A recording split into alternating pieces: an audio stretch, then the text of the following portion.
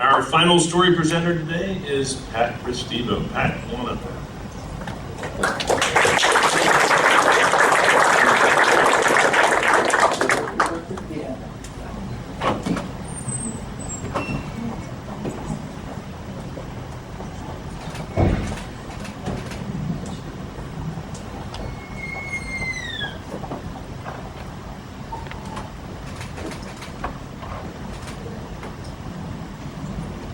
Actually have to read from notes. By the way, that was a great music. It's like George Clinton in the studio every time had a baby.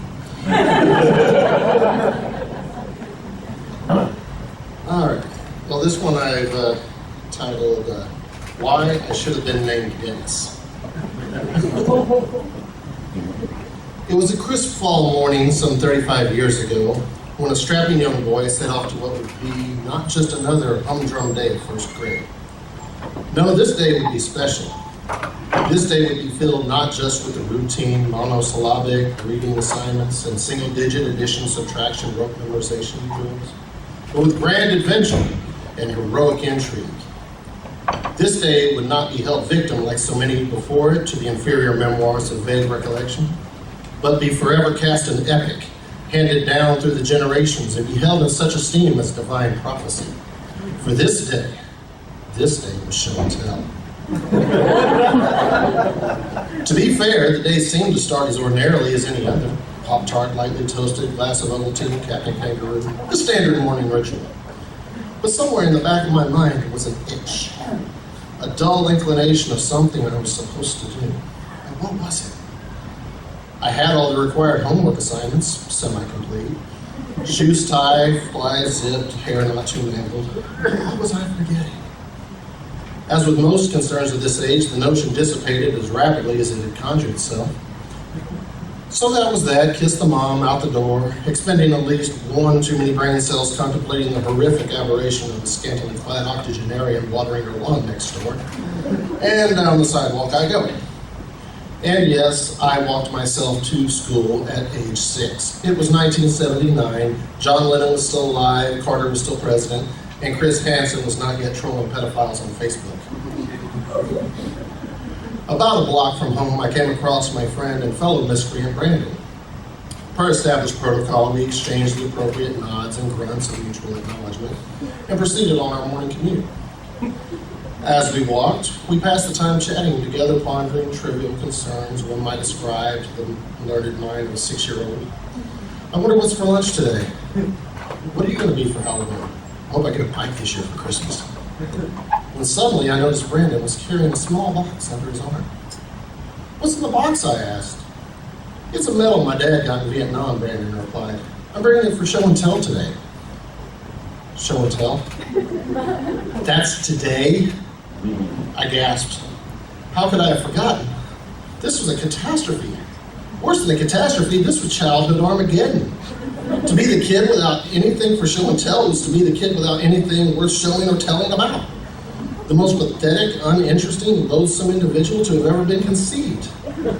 This was not just bucking social convention. This was a deliberately inflicted gaping wound to the very fabric of the universe of kiddom. One simply did not show up for show and tell empty-handed. Okay, calm down and think. It's too late to fake sick. I haven't made it to school yet, there's time. I need an alternate plan. Run away to Africa. Yeah, that could work.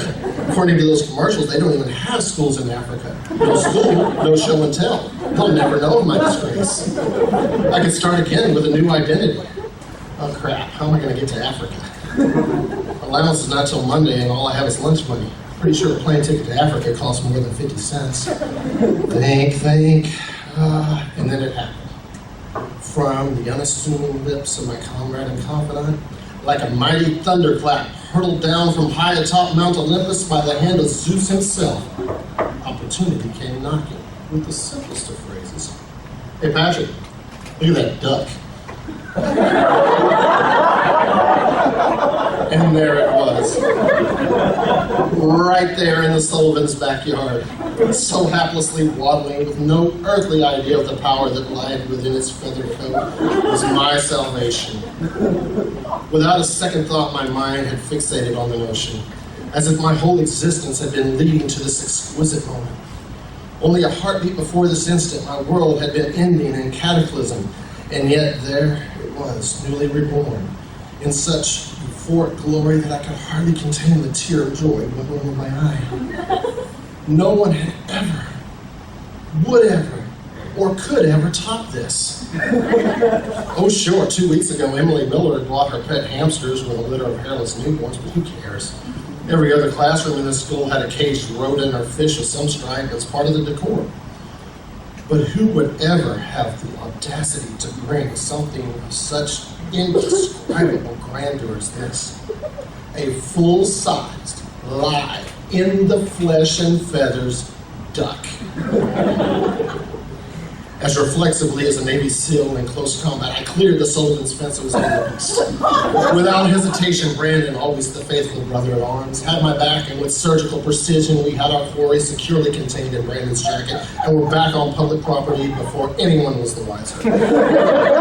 Indeed, Israeli Mossad could have used a few men like us to apprehend fugitives in Argentina.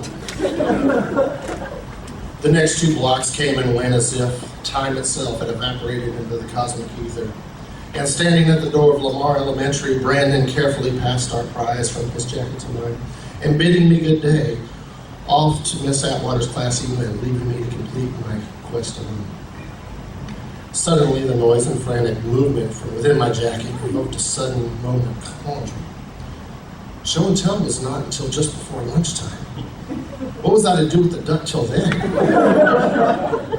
Problem, meet solution. As it happened, I was assigned to the class of Miss Hargrave that year, who was out on maternity leave for the next 4 weeks. And happy coincidence, in her place, our principal, Miss Hamilton, was teaching her class. This was too perfect. Miss Hamilton had her own secretary. Surely she wouldn't mind looking after my Oscar-worthy presentation for an hour or 2. So in the door I went, prize in hand. I approached the door of the school secretary, Miss Asbury, with confidence, politely knocked twice, and entered. Miss Asbury, could you please watch my duck till show and tell time? I asked her. The look of confusion on her face was understandable.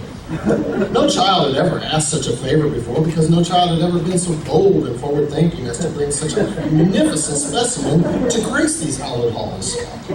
Sensing her trepidation, I gingerly peeled back the edge of my jacket to reveal a hint of its contents. Mistake! With the lightning quickness, the duck seized its opportunity for escape, beating wings, mud-stained down, and critical paperwork exploded, consuming the tiny office, while a cacophony of shrieking quacks and elderly female screams filled the air. Within seconds, Miss Hamilton had emerged from the inner office to behold the carnage, as Thomas, the janitor, entered from the hallway, grabbing 2 fistfuls of feathered fury and wrestling the creature to submission. As quickly as it had begun, the massacre was ended. So now here I sit, wondering what went wrong. Had I, like Icarus, flown too close to the sun,